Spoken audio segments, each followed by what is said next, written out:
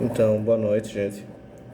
Eu vou começar uma abordagem agora através de vídeos sobre o que nós já vimos, alguns pontos que nós já vimos em relação à física radiológica, quando nós vimos na N1, quando estávamos tendo aulas presenciais, né?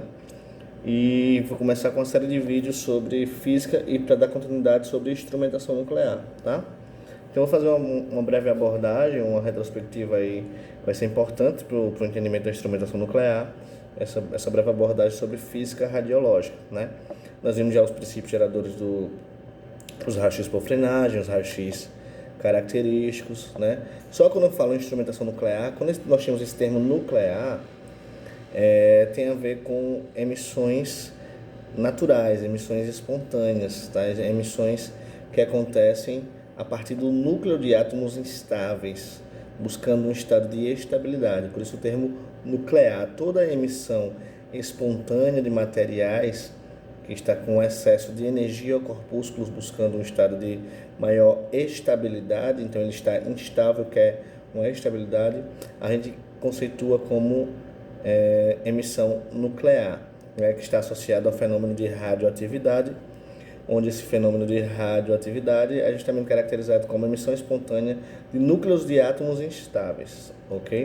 Então eu vou fazer uma breve abordagem aqui, uma retrospectiva, né, sobre o que nós já vimos, alguns pontos que nós já vimos.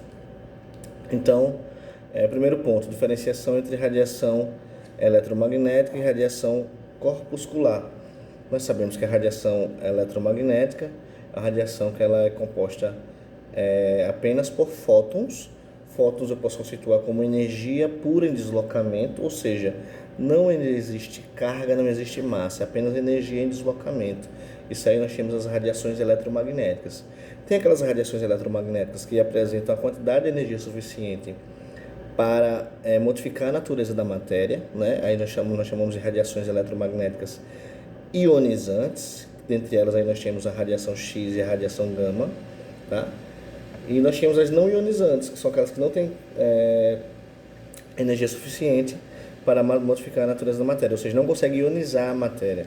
Então aí nós temos como exemplos aí radiação ultravioleta, infravermelho, ondas de rádio, tá?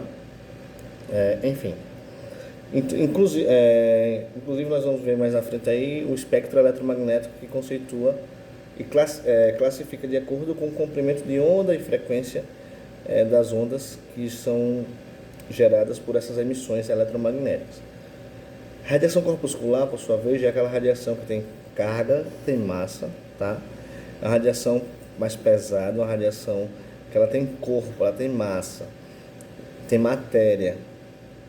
Então, como exemplo de radiação corpuscular, nós temos as radiações betas, né? Radiação positrônica ou pósitron, beta mais, radiação negatrônica ou negatron, beta menos, né? E a radiação alfa, que é a radiação mais pesada de todas, que apresenta 2 prótons, 2 nêutrons, radiação superionizante, pouco penetrante. Então, radiação eletromagnética, quando a gente fala em termos ionizantes, X e gama, onde X ela é induzida, gama ela é espontânea, então apenas gama é proveniente da radioatividade, e a radiação corpuscular, e nós temos radiações beta e alfa, ok? Então aqui nós temos a representação, né? Nós temos um núcleo atômico denso com seu conteúdo de massa, do átomo está aqui, né? Com prótons e nêutrons formando o núcleo, e ao redor nós temos a eletrosfera, certo? Então nós vemos que a radiação gama é um excesso de energia emitido pelo núcleo, que é uma radiação nuclear espontânea, proveniente da radioatividade. Radiações betas e radiações alfa, excesso de partículas emitidas pelo núcleo instável.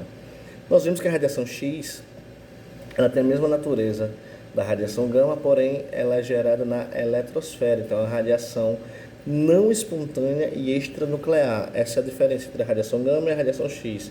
A radiação gama é uma radiação nuclear e é uma radiação espontânea, ok? Enquanto que a radiação X é uma radiação extranuclear e é uma radiação induzida. Quando eu falo de radiação X, do tipo por frenagem, ok? Nós vimos que aqui tem esse título de radioterapia, mas são princípios físicos. Isso aqui foi quando eu dei aula para radioterapia, continua aqui no slide, mas não tem problema. Porque os princípios físicos são os mesmos, né? Não vai mudar, independente de ser medicina nuclear, de ser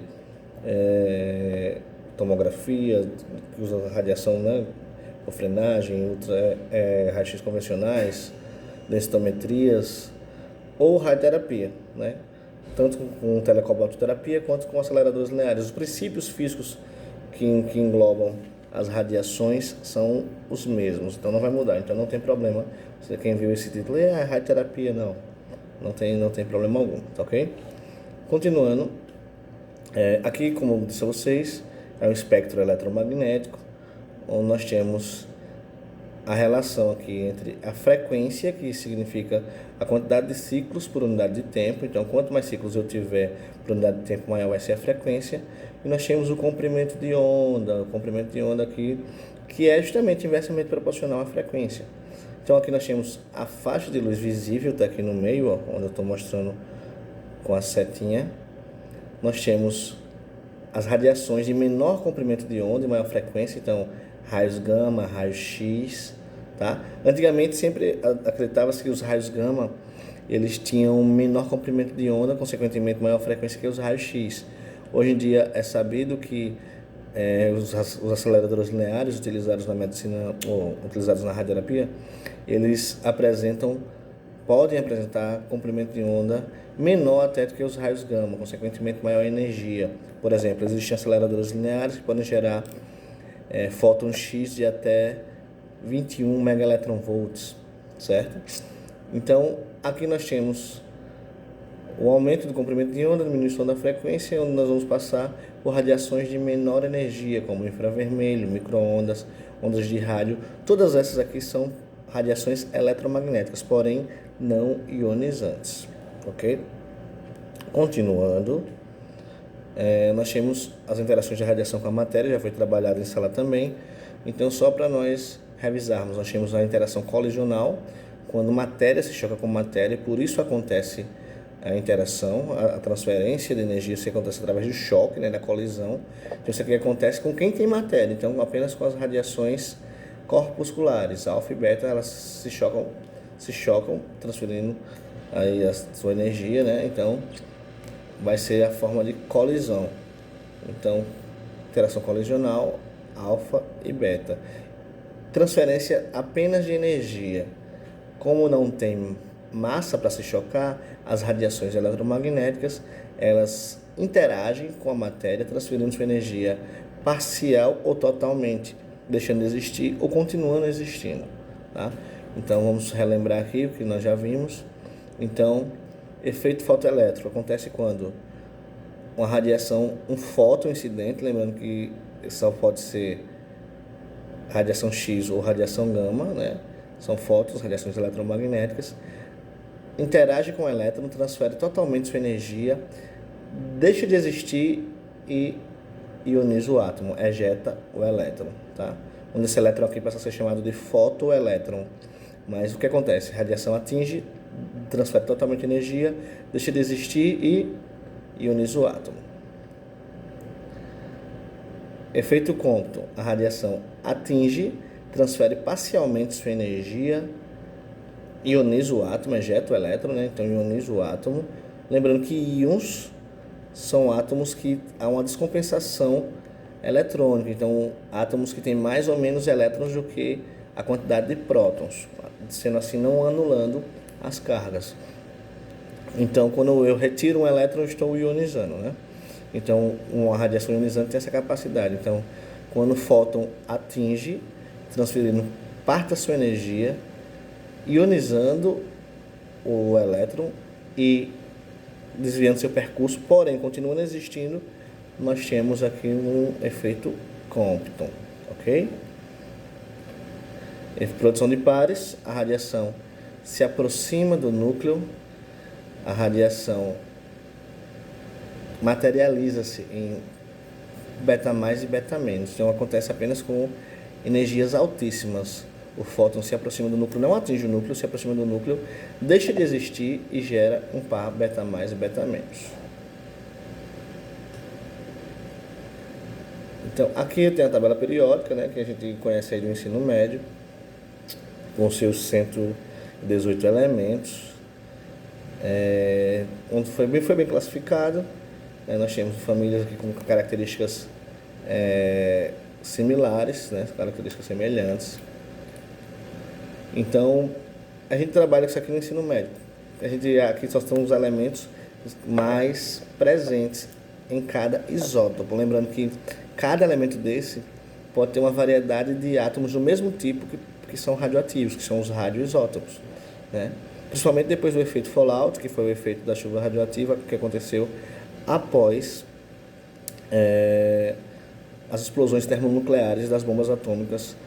Descobriu e começaram a ser feitos vários testes e modificou a litosfera, a hidrosfera e a atmosfera, ok? Hoje em dia nós temos a carta de Euclides, certo? Tem cerca de 3.290 átomos, né?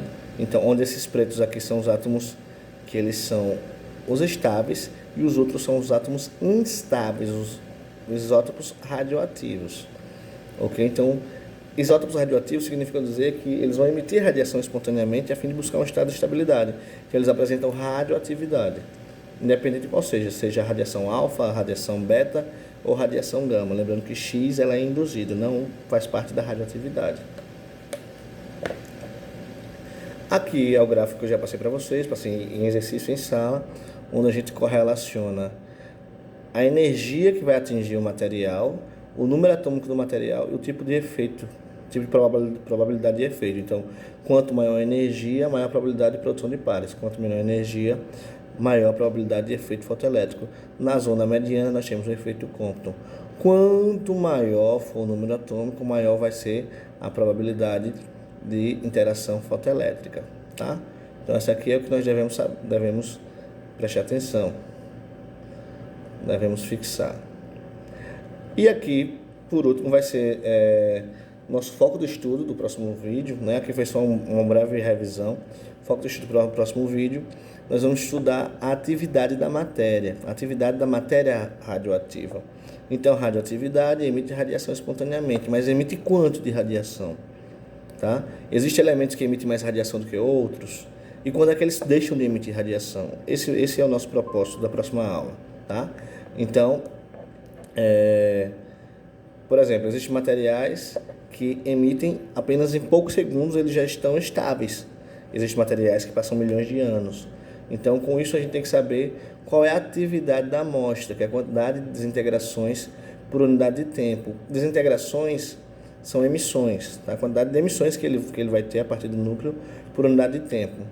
Então, existem átomos muito mais, com atividade muito maior, aliás, e outros átomos com atividades menores. Porém, todos os átomos decaem sua atividade ao longo do tempo. Isso a gente chama de tempo de meia-vida físico. Então, o tempo de meia-vida físico eu posso conceituar já como o tempo necessário para que uma amostra radioativa, lembrando que uma amostra não é composta apenas por um átomo, é composta por uma quantidade muito grande de átomos, e dessa quantidade muito grande de átomos, metade delas vão emitir sua radiação e vão se estabilizar. Então, o tempo necessário para que metade desses átomos emita sua radiação e se estabilize, eu chamo de tempo de meia-vida físico, certo? Onde essa atividade ela pode ser medida em becquerel, tá? Que significa uma emissão por segundo, uma desintegração por segundo, ou pode ser medida em Curie, que significa 3,7 vezes 10 a 10 becqueréis, ou seja, em um segundo ele vai emitir 37 bilhões de radiações, né? De radiação. Então, isso aqui são as unidades.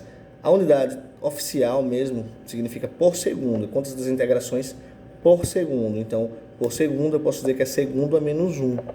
Então, nós vamos trabalhar todos esses pontos na próxima aula. Então, só relembrando, se eu tenho uma amostra radioativa com 100% de atividade, quando passa um tempo de minha vida física, um tempo necessário, metade dessa atividade vai estar perdida. Eu só vou restar metade. Passou outro tempo da minha vida, eu só vou restar metade da metade. Outro tempo da minha vida, metade da metade da metade, e assim por diante. Então, próxima aula, nós vamos abordar especificamente o tempo de meia-vida físico. Lembrando que não só existe tempo de meia-vida física, existe tempo de meia-vida biológica, tempo de meia-vida efetivo, que é mais utilizado para a medicina nuclear. Mas eu vou também passar algumas informações sobre essas medidas para vocês, tá? Sobre o que eu perguntei na aula passada, foi sobre a câmara de ionização. A aula passada não, o exercício passado. Onde eu pedi para vocês fazerem uma pesquisa sobre a câmara de ionização, onde eu fiz algumas perguntas. Por exemplo, em qual unidade de medida, né? Que aí ele vai medir o quê? Vai medir a grandeza exposição. Exposição significa quantidade de íons gerados no ar pela passagem de radiação X ou radiação gama. Então, aqui eu tenho ar, vai passar radiação, vão gerar íons, esses íons vão ser coletados, tá? Sendo medido em Röntgen, ou miliröntgen, ou Röntgen por hora, se for taxa, ou Röntgen por minuto, enfim. Nós vamos trabalhar primeiro tempo de meia-vida para depois trabalharmos os equipamentos, câmara de ionização, detectores cintiladores sólidos, tá? Detectores líquidos. Então, existem vários tipos de detectores de radiação que servem para a gente medir. Como é que a gente sabe quanto de radiação tem aquele material ainda? Então, é necessário que eu tenha medidores de radiação, que vai ser nosso próximo passo após a abordagem do tempo de meia-vida. Tá ok?